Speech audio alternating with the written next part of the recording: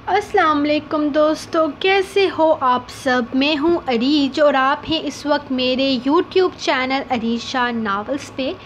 तो गाइज़, आज हम इंशाल्लाह रीड करेंगे नावल वहशत जुनून की किस्त नंबर 20। तो पहले इससे नज़र घुमा के आते हैं हमारे कल के रिव्यूज़ की तरफ।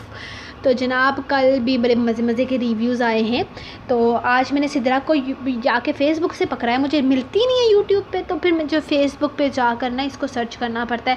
खैर, इसको तो मैंने सर्च कर लिया, लेकिन मैं हानिया को सर्च नहीं कर पाई, मेरा पैकेज मुक गया फ़ेसबुक वाला, सॉरी यार।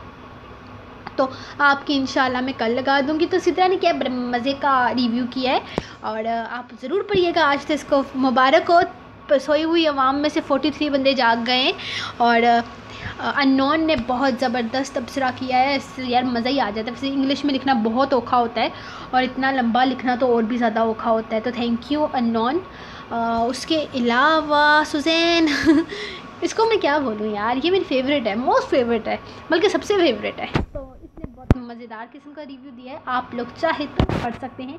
और यहाँ पे ये जो इमो होता है ना, ये वाला, रुको मैं और बड़ा करके दिखाती हूँ, ये वाला, ये जो लाइक वाला होता है ना, इसको क्लिक कर दिया करो कि आपको भी पसंद आया ये रिव्यू।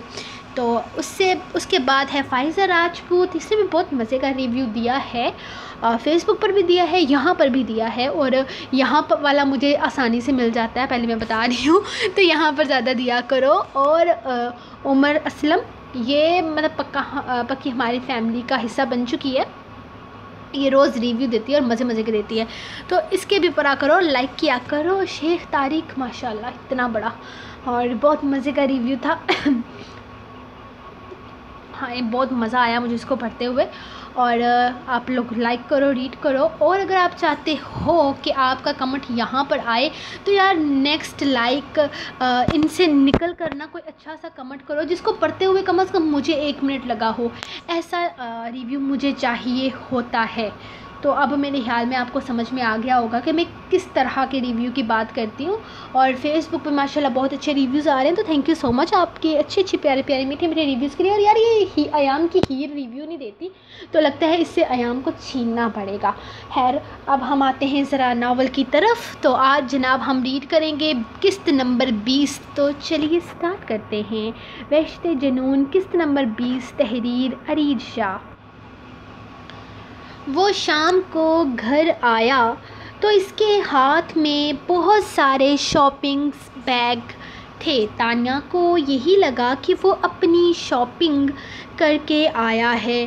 थोड़ी देर पहले वो घर आया तो बाहर से ही रूही को बुला लिया और रूही इसके साथ कहीं चली गई। अब इनकी वापसी तकरीबन 1-1.5 घंटे के बाद हुई थी। इसने आज तक कभी भी अयाम को अपने लिए शॉपिंग करते नहीं देखा था, लेकिन आज तो वो बहुत सारा सामान लेकर आया था। वो अपनी शॉपिंग हमेशा से ऑनलाइन ही करता था। सर, ये आपने अपने लिए शॉपिंग की है या रूही मैडम के लिए? क्योंकि आप तो अपने लिए सिर्फ ऑनलाइन शॉपिंग करते हैं और रूही मैडम को फ़िलहाल शॉपिंग की ज़रूरत नहीं है। वो बड़ी हो रही हैं और इनकी सारी न्यू ड्रेस छोटी हो चुकी हैं, बल्कि सारी वेस्ट हो चुकी हैं, कहना ज़्यादा बेहतर रहेगा। इसने पीछे मुलाजिम को बैग्स थामे आते देखकर पूछा, हमने ये सारी शॉपिंग होने वाली मामा दानी के लिए की है। हमने ये सारी शॉपिंग होने वाली मामा जानी के लिए की है। उन्होंने इतने टाइम से शॉपिंग नहीं की, इसलिए इनके लिए ये सब तो लेकर आए हैं। उन्होंने इतने टाइम से शॉपिंग नहीं की ना, इसीलिए इनके लिए ये सब कुछ लेकर आए हैं। रूही ने बड़ी मासूमियत से इसे बताया था, जबकि वो बैग्स तान्या के हवाले करने लगा। तान्या, ये सब कुछ हीर के हवाले कर दो। ये सारी शॉपिंग हमने इसी के लिए की है। देख लो, इसे अगर कुछ पसंद नहीं है तो हम चेंज करवा लेंगे, बाकी ये तुम्हारे लिए हैं। इसने 3 बैग इसकी तरफ बढ़ा दिए। थैंक यू सो मच سر مگر اس کی ضرورت نہیں تھی۔ وہ شرمندہ سی ہو گئی۔ ضرورت کیوں نہیں تھی؟ تم نے میرے ایک بار کہنے پر اپنا گھر چھوڑ کر یہاں رہنا بہتر سمجھا۔ میرے لیے یہ بہت بڑی بات ہے تانیہ، اور یہ تم اپنے باس کی عنایت نہیں اپنے بھائی کا تحفہ سمجھ کر رکھو۔ اس نے نرمی سے اس کے سر پہ ہاتھ رکھا تو وہ بھی مسکرا دی۔ چیک کروا لو اس سے، پتہ نہیں اسے میری پسند کی گئی چیزیں پسند آئیں گی بھی یا نہیں۔ کچھ ڈریس روحی نے پسند کیے ہیں، باقی آلموسٹ سب کچھ میں اپنی مرضی سے لایا ہوں۔ اس کو دے دو یہ سب کچھ۔ وہ بیگز اس کے حوالے کرتا اپنے کمرے کی طرف بڑھ گیا تھا، جبکہ روحی کا ارادہ اپنی ہونے والی ماما جانی کو سب کچھ دکھانے کے لیے لے جانے کا تھا۔ اسی لیے وہ تانیہ کے ساتھ ہی ہیر کے کمرے کی طرف چلی گئی تھی، کیونکہ وہ جانتی تھی کہ اب ایام کے جانے تک باہر نہیں نکلے گی۔ پتہ نہیں وہ اس کے بابا کے سامنے کیوں نہیں آتی تھی۔ ارے اتنے سارے بیگز، اتنی ساری شاپنگ کون کر کے لایا ہے؟ یہ سب کہیں روحی تو نہیں لائی؟ اس نے کمرے کے اندر داخل ہوتی روحی کو دیکھا جو اپنا بیگ اندر لا رہی تھی، جبکہ تانیہ یہ ساری چیزیں بیڈ پر رکھ رہی تھی۔ یس میڈم، روحی شاپنگ پر گئی ہوئی تھی اور وہ بس ابھی اپنے بابا جانی کے ساتھ واپس آئی ہے، اور یہ ساری چیزیں وہ تمہارے لیے لے کر آئی ہے۔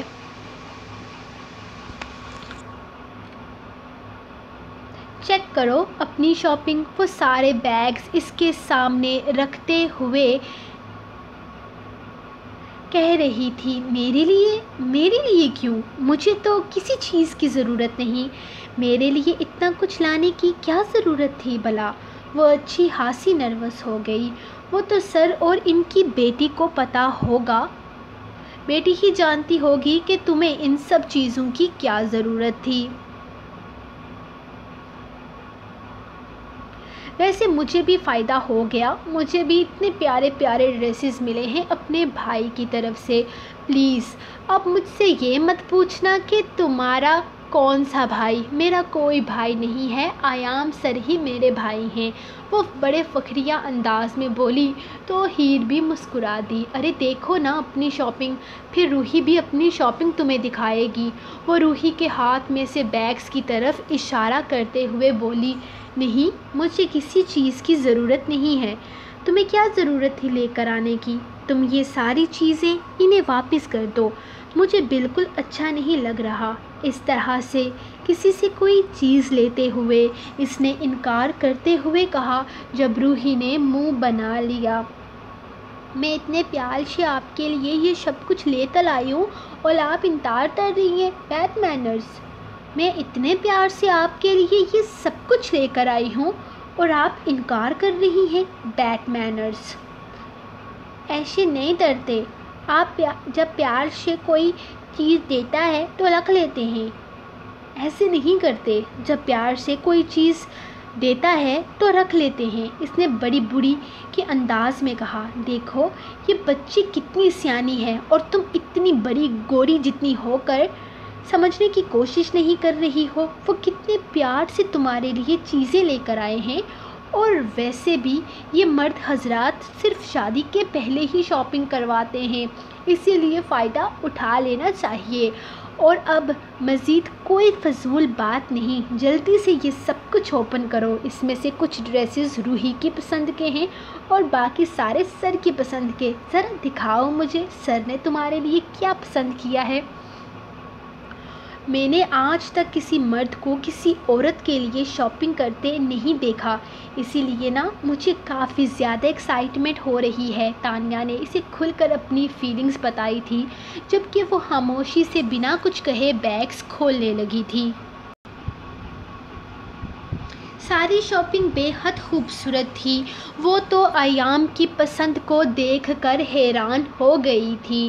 جو شخص اپنے لیے شاپنگ نہیں کرتا تھا اس کے لیے اتنی بہترین شاپنگ کر کے آیا تھا، یہ تو اس کو اندازہ بھی نہیں تھا۔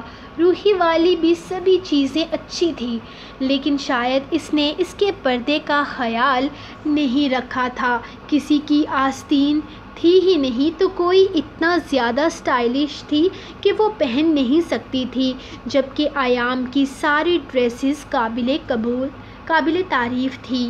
وہ سمجھ سکتی تھی کہ روحی کو ان سب چیزوں کی سمجھ نہیں ہے۔ جو کلر اسے پسند آیا وہی اس نے اس کے لیے اٹھا لیا اور ایام نے اسے خوش کرنے کے لیے وہ پیک کروا لیا۔ اور اب اس کی مجبوری یہ تھی کہ اسے ان سب ڈریس کی تعریف بھی کرنی پڑ رہی تھی جو ہرگز پسند نہیں آئی تھی، جبکہ روحی یہ سوچ کر خوش ہو رہی تھی کہ اس نے بہت ہی خوبصورت شاپنگ کی ہے، یہاں تک کہ ایک ڈریس کو تو اپنا اور اس کا وہ بالکل ایک جیسا لے کر آئی تھی، لیکن مسئلہ یہ تھا کہ وہ ضرورت سے زیادہ شارٹ تھی۔ یقیناً وہ روحی پر بہت خوبصورت لگتی، لیکن خود کو اس ڈریس پہنے ہوئے سوچ کر اس کے کانوں کی لو سرخ ہو گئی تھی۔ روحی، آپ کے بابا جانی نے آپ کو یہ لینے سے منع نہیں کیا؟ تانیہ اس کی حالت دیکھتے ہوئے مزے لے کر روحی کو پاس بٹھا کر پوچھنے لگی، جس پر روحی نے بڑے مزے سے نفی میں سر ہلایا تھا۔ بابا دانی نے بولا تھا کہ وہ ڈریس صرف بابا جانی کے سامنے پہنیں گی۔ بابا جانی نے بولا تھا کہ یہ ڈریس صرف بابا جانی کے سامنے پہنیں گی۔ روحی نے بات مکمل کی تھی جبکہ تانیہ کا بے اختیار کہکا بلند ہوا۔ مجھے پہلے ہی اندازہ تھا، مبارک ہو، تمہارے ہونے والے شوہر کافی رومانٹک ثابت ہونے والے ہیں، وہ اس کے ہاتھ پر ہاتھ مارتے ہوئے بولی تھی، جبکہ ہیر کا تو وہاں ان کے سامنے رکنا ہی محال ہو گیا تھا۔ بس بہت ہو گئی فضول باتیں، ہٹو، مجھے نماز ادا کرنی ہے۔ جب دیکھو اس کے شیطانی دماغ میں کچھ نہ کچھ الٹا ہی چلتا رہتا ہے۔ وہ تانیہ کو گھورتے ہوئے اٹھ کر وضو کی نیت سے واش روم میں چلی گئی، جبکہ وہ پیچھے اس کی ساری چیزیں سمیٹنے لگی تھی، جبکہ روحی بھی اپنا سامان لیے خوشی خوشی اپنے کمرے کی جانب جانے کا ارادہ رکھتی تھی۔ ویسے تو اس گھر میں اس کا ایک شاندار کمرہ موجود تھا، لیکن ابھی وہ پرنسس اپنے بابا جانی کا کمرہ ان کے ساتھ شیئر کر رہی تھی، اور کمرے کے ساتھ ساتھ الماری اور باقی ساری چیزیں بھی، اسی لیے یہ سب کچھ ایام کے کمرے میں ہی جانے والا تھا۔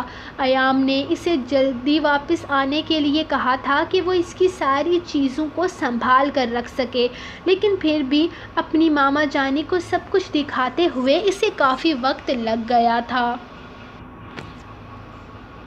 وہ ساری چیزیں لائے کافی دن ہو چکے تھے، لیکن ابھی تک اس نے کچھ بھی استعمال نہیں کیا تھا۔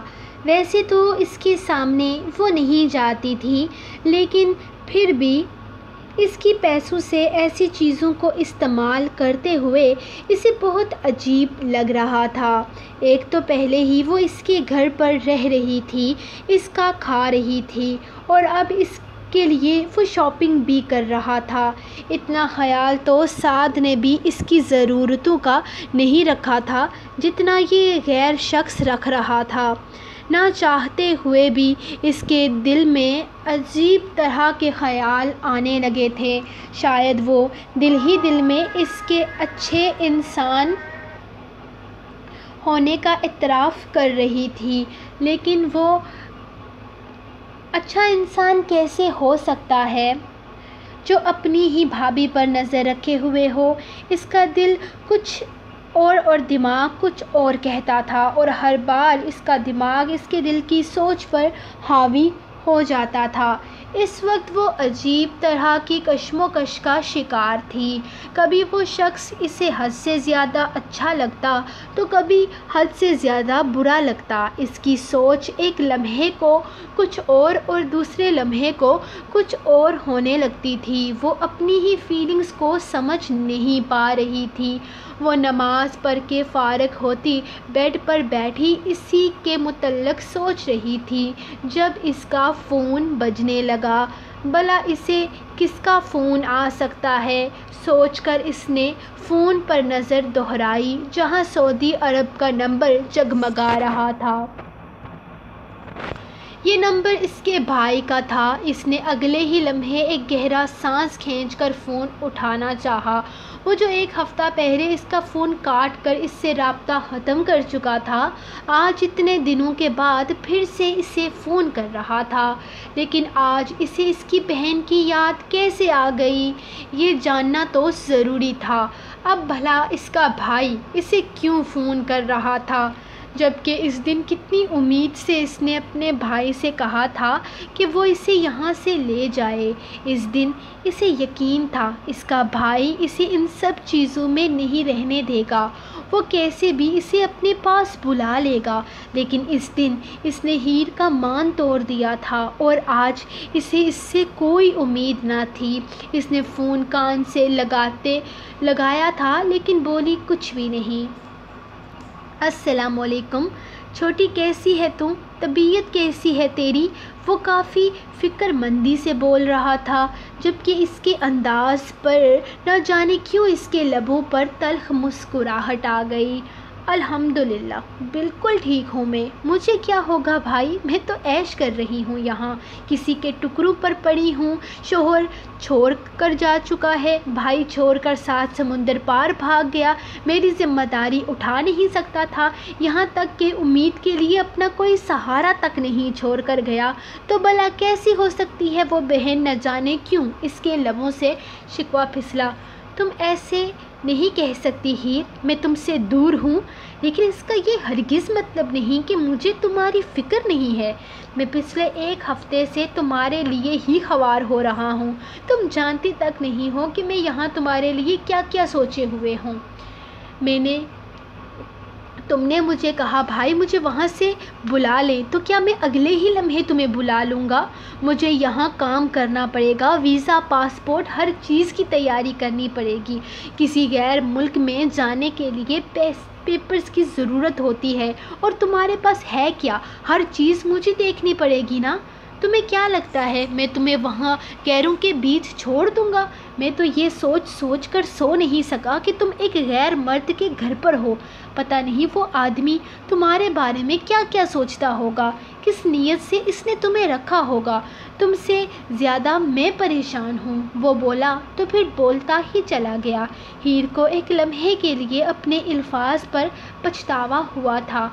I'm really sorry بھائی، میں بہت فضول بول گئی، میں بہت پریشان ہوں۔ آپ جانتے ہیں میں کن حالات میں ہوں، یہاں سے آپ ہی مجھے نکال سکتے ہیں، پلیز مجھے جلدی سے جلدی وہاں بلا لیجئے۔ وہ لمحے میں سب کچھ بھول کر اپنے بھائی سے اپنا دکھ شیئر کرنے لگی تھی۔ ہاں میری جان، میں تمہیں جلدی سے جلدی یہاں بلا لوں گا، تمہیں پریشان ہونے کی ضرورت نہیں ہے۔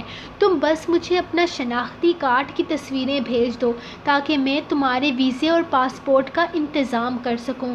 وہاں پاکستان میں بہت سارے لوگوں سے میرا رابطہ ہے جو تمہارے سارے کاغذ پر کام کروا لیں گے۔ اس کام کے لیے تقریباً 2.5 سے 3 مہینے لگ جائیں گے۔ تب تک تمہیں وہیں پر رہنا ہوگا کیونکہ اس وقت تم وہیں پر محفوظ ہو، اور میں نہیں چاہتا کہ تم کسی بھی طرح کے مسئلے کا شکار ہو۔ میں جلد سے جلد یہاں بلا لوں گا تمہیں، وہ اپنی بات ختم کرتے ہوئے بولا، جبکہ ہیر نے اس کی ایک ایک بات کو بہت غور سے سنا تھا۔ اسے اس کے شناختی کارڈ کی تصویریں وغیرہ چاہیے تھیں، اور وہ فوراً ہی کال ختم ہونے کے بعد ہر چیز نکال کر اپنے ہاتھ میں رکھ چکی تھی، اور پھر کال بند ہونے کے فوراً بعد اس نے ساری تصویریں بنا کر اسے سینڈ کر دی تھی۔ اب یقیناً وہ جلدی سے جلدی اسے یہاں سے نکال لے گا، اسے کسی سے شادی نہیں کرنی پڑے گی، وہ اپنے بھائی کے پاس رہے گی۔ یہ احساس ہی اس کے لیے ایک نئی زندگی بخشنے والا تھا۔ دیکھو، میری بات کان کھول کر سن لو، وہ آئے گی تو سارے کام وہی کرے گی، میں کچھ نہیں کروں گی۔ ویسے بھی یہاں کے ملازم کتنے پیسے لیتے ہیں، اب تو جتنا خرچہ اس پر کرو گے نا وہ تو تمہارے خاموش ہو جاؤ، کوئی بھی بکواس کرنے کی ضرورت نہیں ہے۔ تمہیں کیا لگتا ہے یہ سارا خرچہ اس پر میں کر رہا ہوں؟ میرا دماغ خراب نہیں ہے؟ تمہیں پتہ بھی ہے ایک انسان کو وہاں سے یہاں بلانے کے لیے کتنے پاپڑ بیلنے پڑتے ہیں؟ وہ تو کوئی پرانی تصویر میرے کفیل ہمدان گیلانی نے اس کی دیکھ لی اور اب اس سے شادی کرنا چاہتا ہے۔ تمہیں اندازہ بھی ہے کہ مجھے کتنا فائدہ ہو سکتا ہے اس شادی سے؟ یہ جس گھر میں ہم رہتے ہیں یہ گھر ہمارا ہو سکتا ہے، لیکن تمہارا کفیل ہمدان گیلانی تو پہلے سے ہی شادی شدہ ہے، بلکہ ایک نہیں دو بیویاں رکھی ہوئی ہیں اس نے۔ وہ کنفیوز ہو کر پوچھنے لگی، یہاں پر سب الاؤڈ ہے، یہاں ایک آدمی 4 بیویاں بھی رکھ سکتے ہیں، تمہیں فکر کرنے کی ضرورت نہیں۔ اور ویسے بھی جتنی خوبصورت میری بہن ہے، ہمدان گیلانی پوری طرح اسی کے قابو میں ہوگا۔ خوبصورتی کمزوری ہے اس کی، میں تو ویسے بھی ساتھ کے ساتھ اس کی شادی کر کے پچھتا رہا تھا۔ تم یہاں دیکھنا، میری بہن مہارانی بن کر رہے گی، قسمت بدل جائے گی اس کی یہاں آ کر، ساری زندگی میرا شکر ادا کرے گی، وہ خوش ہوتے ہوئے بولا، جبکہ بھابھی کندھے اچکا گئی تھی، کیونکہ ایک مرد یہ بات کبھی نہیں سمجھ سکتا تھا کہ ایک عورت کے لیے سوتن سے بھرا اور کوئی دکھ نہیں، بے شک اس کا شوہر اس سے کتنی ہی محبت کیوں نہ کرتا ہو، لیکن اپنے مقام پر کسی اور عورت کو وہ کبھی برداشت نہیں کر سکتی۔ یہ اس کے شوہر کو سمجھ نہیں آنی تھی، وہ تو اپنی طرف سے اپنی بہن کے لیے بہترین فیصلہ کر رہا تھا۔ وہ پہلے بھی کہہ چکا تھا کہ فضول میں ساتھ کے ساتھ ہیر کی شادی کر دی۔ اگر وہ پہلے ہمدان گیلانی کی آفر کے بارے میں سوچتا تو شاید اس کی بہن نہ صرف اس کی آنکھوں کے سامنے ہوتی بلکہ یہاں پر عیش کر رہی ہوتی، اور جس گھر میں وہ رہتا ہے وہ گھر بھی اسی کے نام کروا چکی ہوتی۔ اس نے پہلے یہ بات نہیں سوچی تھی، لیکن اس کی بہن کی خوبصورتی کافی حد تک اس کے لیے فائدہ مند ثابت ہو سکتی تھی، کیونکہ اس کا کفیل ہمدان گیلانی تو صرف اور صرف خوبصورتی کا شادائی تھا۔ خوبصورتی اس کی کمزوری تھی، اور اتفاق سے اس کی دونوں بیویاں ہی خوبصورت نہ تھیں، اور اس کی بہن خوبصورتی میں کسی سے کم نہ تھی۔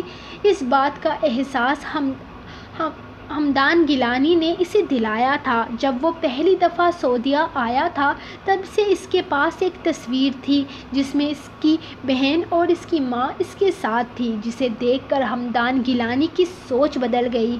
اس نے جب بے تابی سے ہیر کے بارے میں پوچھا تو اس نے صاف کہہ دیا کہ اس کی بہن شادی شدہ ہو چکی ہے، اور اس کے بعد جب ہمدان گیلانی نے اسے آفر کی تب نہ چاہتے ہوئے بھی وہ اس کے بارے میں سوچنے لگا، اور سعد اور ہیر کی شادی کو لے کر پچھتاوا اب اس کو ہو رہا تھا۔ سو گائز، یہ رہی آپ لوگوں کی آج کی ایپیسوڈ جو کہ کافی لیٹ ہو چکی ہے، تو ملتے ہیں نیکسٹ ایپیسوڈ کے ساتھ، تب تک کے لیے دیں اپنے رائٹ کو دیں اجازت، دعاؤں میں یاد رکھیں، اللہ حافظ۔